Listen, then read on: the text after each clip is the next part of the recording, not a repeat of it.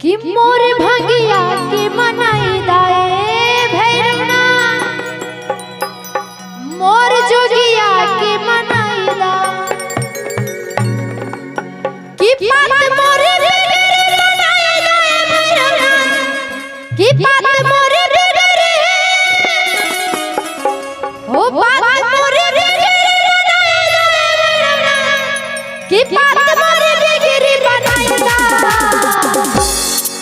कि मोर भगिया के मनाई दाए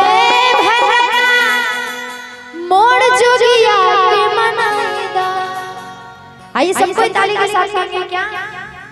कि मोर भगिया के मनाई दाए भैरवना मोर जोगिया के मनाई दा मोर भगिया के मनाई दाए भैरवना मोर जोगिया के मनाई दा। बात मोर बिगड़ी मनाई दाए भैरवना बात मोर बिगड़ी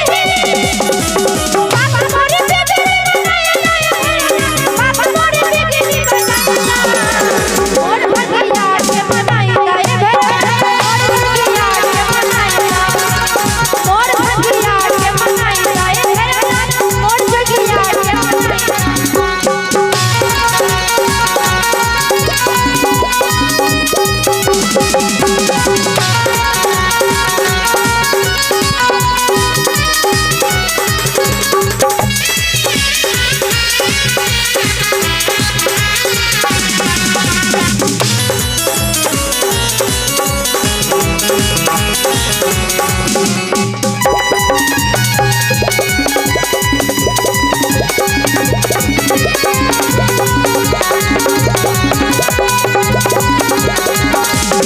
बाघम पर्वत को सोए नाग की माला मन को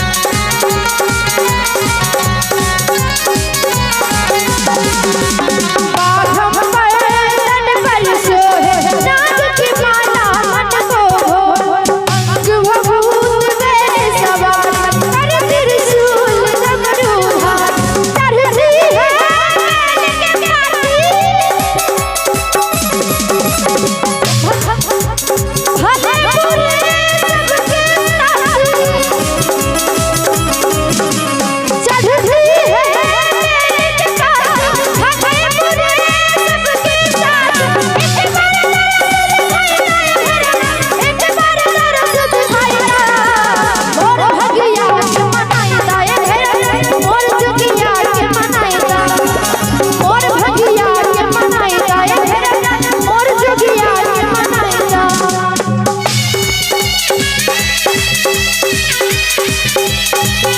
क्या